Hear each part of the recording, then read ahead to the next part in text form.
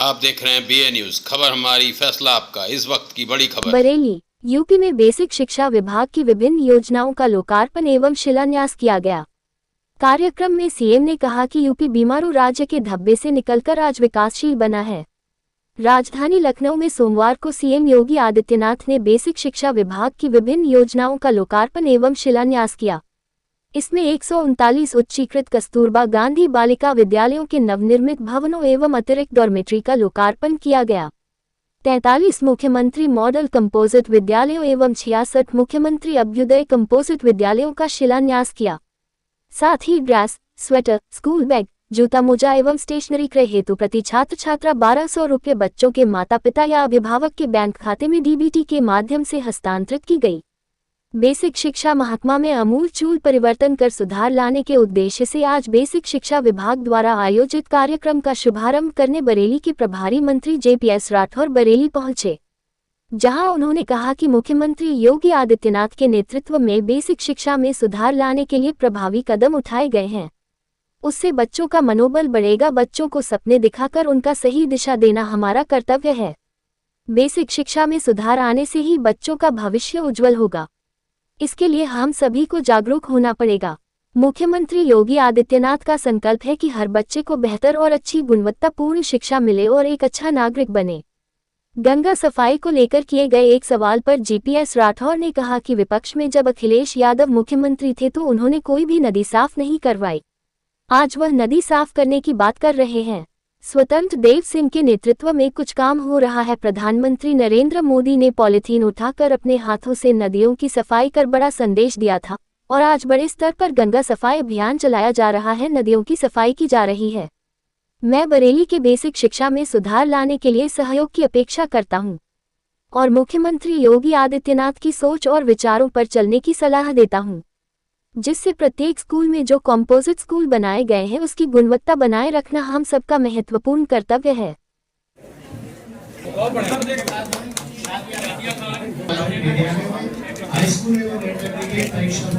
मुझे लगता है कि रिपोर्ट आकलन में जो रिजल्ट सामने आए हैं, अनुमान करिए 48,000 से अधिक विद्यालय। याद करिए, पहले हम लोग देखते थे कि मैं इस मौधाईपुर से जब स्कूल में ना बच्चा आएगा ना शिक्षक आएगा, उस समय अक्षर ज्ञान आप 5वीं क्लास के बच्चे से पूछते थे तो वो भी नहीं कर रहा था। उसको इनके उपरांत श्रीमती गायत्री शीघ्रता से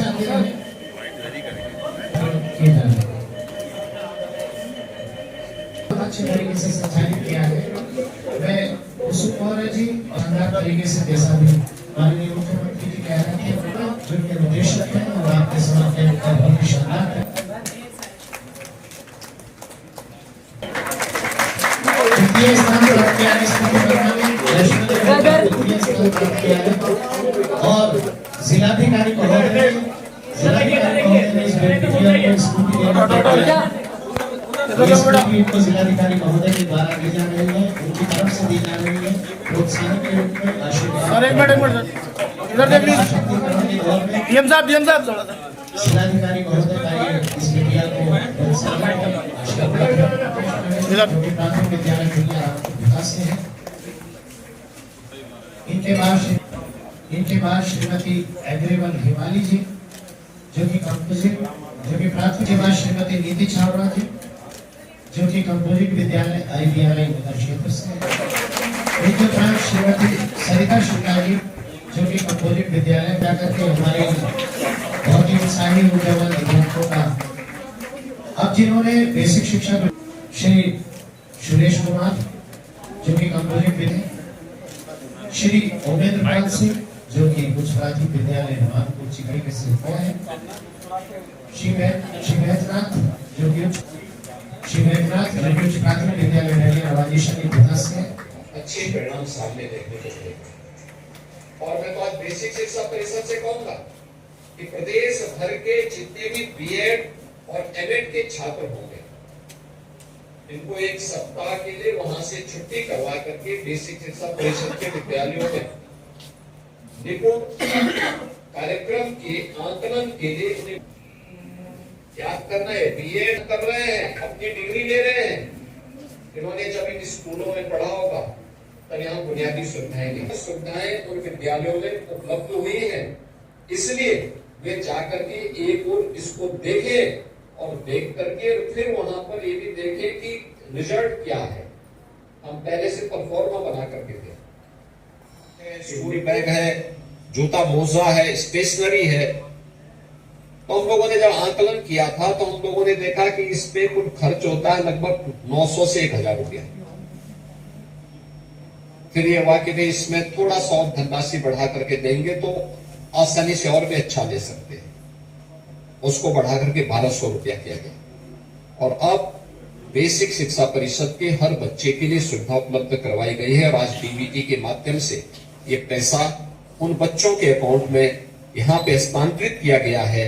मैं इसके लिए उन सभी अभिभावकों को, सभी शिक्षकों को हृदय से बधाई दूंगा जिन बच्चों के लिए धनराशि जा चुकी है।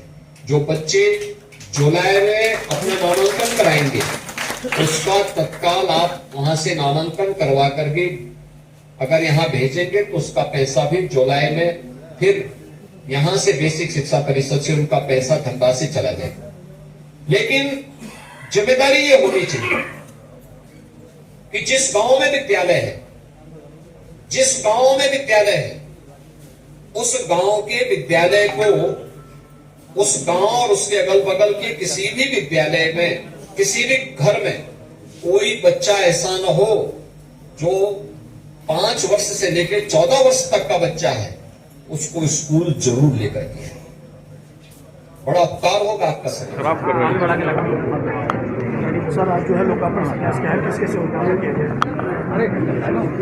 माननीय मुख्यमंत्री योगी आदित्यनाथ जी द्वारा बेसिक शिक्षा में जो नवाचार किए गए हैं, बेसिक शिक्षा का जो कायाकल्प करने का योजना उन्होंने बनाई है, किस प्रकार से कंपोजिट विद्यालय बनाकर और बच्चों को स्मार्ट क्लास के माध्यम से, विज्ञान लैब के माध्यम से, खगोल विज्ञान लैब के माध्यम से, कंप्यूटर लैब के माध्यम से, तमाम ऐसे तरीके हैं जिनके माध्यम से बेसिक शिक्षा में क्रांतिकारी बदलाव माननीय मुख्यमंत्री योगी आदित्यनाथ जी द्वारा किया जा रहा है। इन सब की एक झलक आज के इस कार्यक्रम में हम सब लोगों ने देखी है कि किस प्रकार से बच्चों का जो शिक्षा की नींव है, बेसिक शिक्षा, उसको मजबूत करने का काम उत्तर प्रदेश में किया जा रहा है।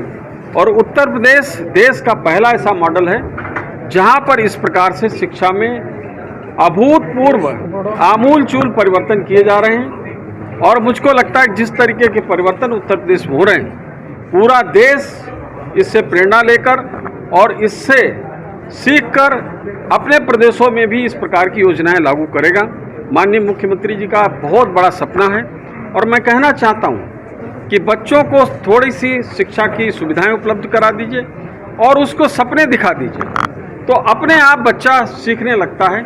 उसको सपने दिखाने के साथ प्रतिस्पर्धा में जब आता बच्चा है तो उसको कुछ ज़्यादा करना ही नहीं है, वो स्वयं धीरे धीरे सीखता चला जाएगा और उसको जो मंजिल प्राप्त करनी है वो मंजिल को प्राप्त करेगा और एक अच्छा नागरिक बनकर समाज में अपनी उपस्थिति को दर्ज करेगा और इस प्रकार से पूरा समाज आगे बढ़ेगा। मंत्री जी, अखिलेश यादव ने नदी साफ करते हुए वीडियो पोस्ट करते हुए कहा है कि आने वाले चुनाव में जनता साफ करेगी। देखिए, उनको पूरी तरीके से विपक्ष साफ है, उनको कहीं कुछ समझ में नहीं आ रहा कि क्या करना चाहिए।